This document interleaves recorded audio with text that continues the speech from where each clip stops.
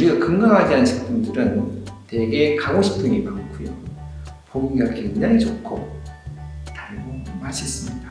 맛은 없지만 결국 장에 들어가서 건강하지 않은 상황 상태를 만들어버리는 그런 것이 됩니다. 이런 상황 상태를 그대로 유지한 상태에서 아이가 임신이 되면 그런 나쁜, 좋지 않은 그러한 물질들과 균들이 아이들한테 전달된다는 거죠.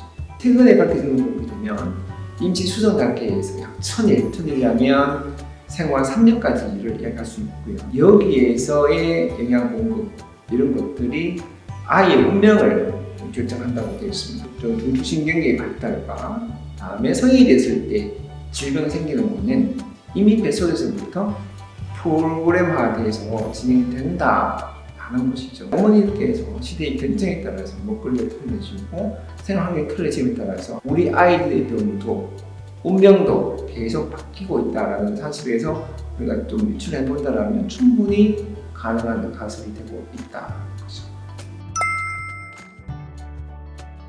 프로바이오틱스란 말이 있고요. 유산균인 말이 있습니다. 그래서 프로바이오틱스란 말은 우리 몸에 이로운 미생물을 총칭하는 거고 균, 유산균 이렇게 나오는 건데 우리 프로바이오틱스 먹는 것들은 대개 균들이 대부분 포함이 되어 있고요.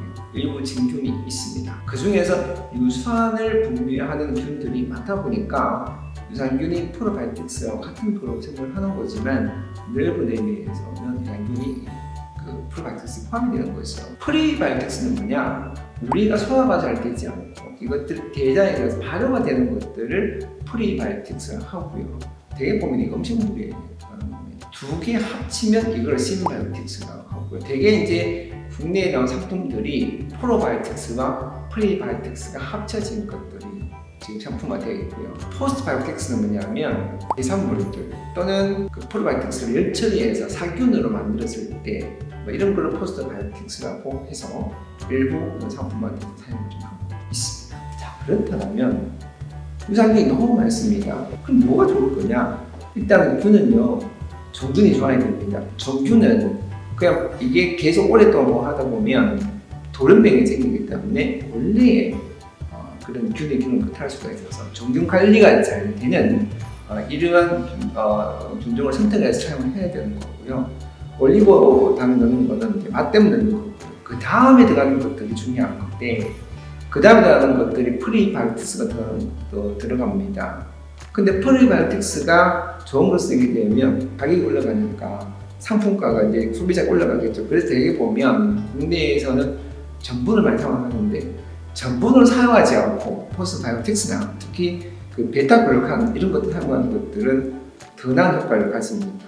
이유는 포스트바이오틱스나 그다음에 이런 베타글루칸이 들어간 이런 유산균 제품들은 균이 들어갔을 때 얘들이 장내에서 제대로 자리를 잘 잡도록 도와주는 역할을 하기 때문에 없는 것보다 있는 게 훨씬 낫다. 우리가 아주 유명한 정균을 사용했던 그 하나랑 두 번째는 전분이 아닌 다른 프리바이오틱스를 첨가한 것들이 이 지금 기존의 다른 것보다는 우수할 수 있다라고 말씀드릴 수 있고요. 여기서 정말 중요한 건 뭐냐면 유산균은 프로바이오틱스는 절대로 치료제가 아니라는 겁니다. 아토피성 피부염을 치료하는 유산균, 프로바이오틱스는 없습니다. 질병을 해결하는 프로바이오틱스 유산균은 없습니다. 다만 그 보조제로 역할을 하는 거기 때문에 약의 의대 개념으로 생각하시는 거는 잘못되었다. 그렇게 선전하는 거는 균이 잘못됐기 때문에 그거는 좋지 않은 유산균이라고 할 수 있다는 겁니다. 유산균 제품들 쭉 나와 있지만 가격이 비싼 것보다 싼 것이 있습니다. 그럼 비싸도 좋을 거냐? 꼭 그렇진 않습니다. 유산균과 다음에 그 프리바이오틱스가 얼마나 조합이 잘 되느냐가 중요한 거지 균수가 많기 때문에 좋은 것이 아니라 가격이 비싸기 때문에 좋은 것은 아닙니다. 그러나 되게 가격이 낮은 것들 우리가 마트에서 쉽게 구입할 수 있는 것들은 보면 구성이 좀 허술하다 이렇게 말씀을 드릴 수 있습니다. 자, 그러면 더 중요한 건 뭐냐면 프로바이오틱스 이런 걸 먹었습니다. 그럼 장내 세균에서 자리를 잡아야 되겠죠. 팥을 그러니까 씨앗을 뿌렸습니다. 그 전에 얘를 돌도 골라내고 잡초도 골라내고 이렇게 땅 정리를 잘했는 밭과 그렇지 않고 자갈이 막 있고 이런 엉망진창인 그런 황무지에 씨 뿌리면 어떻습니까? 당연히 정리했던 이런 돌을 그러니까 치웠던 이 밭에서는 작물이 잘 날 수밖에 없죠. 이게 바로 장의 상태예요. 똑같은 겁니다. 나의 상태가 좋지 않은 상태에서 유산균을 먹게 되면 대변으로 다 나오기 때문에 그냥 비싼 유산균을 먹게 되는 겁니다. 그래서 평상시에 나의 장의 상태를 좋게 한 상태에서 이런 뭐 비싸고 좋은 유산균을 먹어야 효과가 있는 거지, 내가 생활을 응원을 하고 있는데 술과 담배를 하고 밤늦게 야식 먹고 강식품 많이 먹는데 유산균을 좋은 거 먹는다? 전혀 도움이 안 된다. 그냥 단지 비싼 유산균을 먹는 정신적 위안감만 가질 수 있는 거지 자기한테 도움이 전혀 안 된다라는 겁니다. 우리가 그럼 착한 음식이 어떻게 있을 거냐? 전분은 흡수가 됩니다. 그냥 들어가게 되면. 그러나 전분을 만들어버리면 흡수가 되지 않고 대장에서 발효가 되면서 우리 몸에 이로운 겁니다. 대표적인 분야 밥입니다. 밥을 지을 때 식물성 기름을 넣고 올리브유나 식용유를 조금 넣고요. 밥을 하신 후에 식혀서 드시면 전분이 저항성 전분으로 바뀜으로써 도움이 되는 겁니다. 두 번째는 귀리입니다. 귀리가 슈퍼푸드고요. 베타글루칸이 많이 들어있고 다음 저항성 전분이 많기 때문에 도움이 될 수 있다는 겁니다. 그 다음에 올 수 있는 것은 콩과 식물, 생콩을 드시면 안 됩니다. 반드시 이거를 하셔야 됩니다. 바나나도 우리가 덜 익은 바나나 드시면 좋고요. 감자도 똑같습니다. 물론 당지수가 높기 때문에 당뇨가 있는 분들 드시면 안 되겠지만 그렇지 않은 분들은 역시 우리가 요리를 하고 식혀서 드시면 훨씬 낫다 이렇게 알고 있습니다. 그 다음에 붉은색 고기에 대해서 말씀을 드리면 붉은색 고기는 WHO가 암의 발생과 연관이 있다고 해서 성인들은 가급적이면 적게 먹도록 그런 걸 하고 있고요. 영국 같은 경우에는 성인 1인당 90g 이하로 제한하는 조건이 있고, 더 나쁜 거는 이런 거를 가공해서 나온 제품들 있지 않습니까? 그런 것들은 가능하면 적게 드시면 좋겠다 라고 말씀드릴 수 있고요. 그렇지만 이 소아청소년들, 이렇게 자란 아이들한테는 굳이 보기 넓지 않을 필요는 없겠다 말씀을 드릴 수 있습니다. 또 도움될 수 있는 게 뭐냐?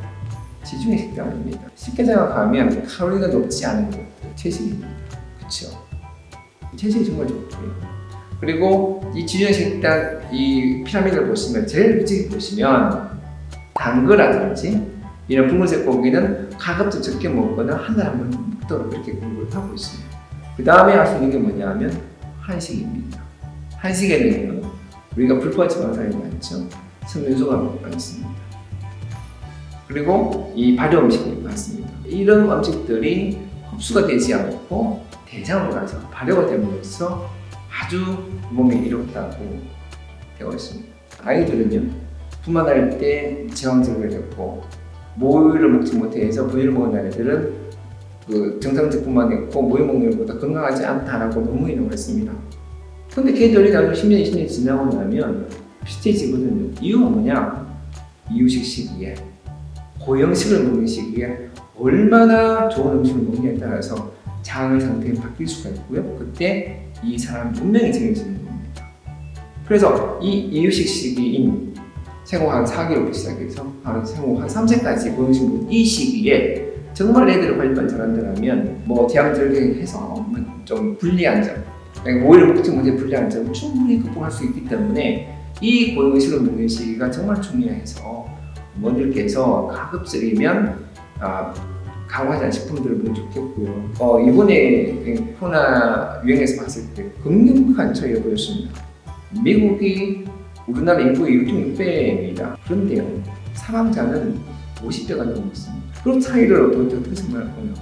싱가포르가, 대만과 일본, 특히 일본 같은 고령 국가에는 불구하고 사망자 수는 인구 대비 봤을 때 세계 국가보다 현저히 떨어졌습니다. 결국은 장내 면역이 우리 사람 운명을 결정할 수 있다는 생각을 하는 거고요. 이런 장내 면역이 튼튼한다면 이런 불행한 일에서 충분히 우리가 비견할 수 있다는 거고, 장내 면역은 그 구성은 뭐겠습니까? 음식물입니다.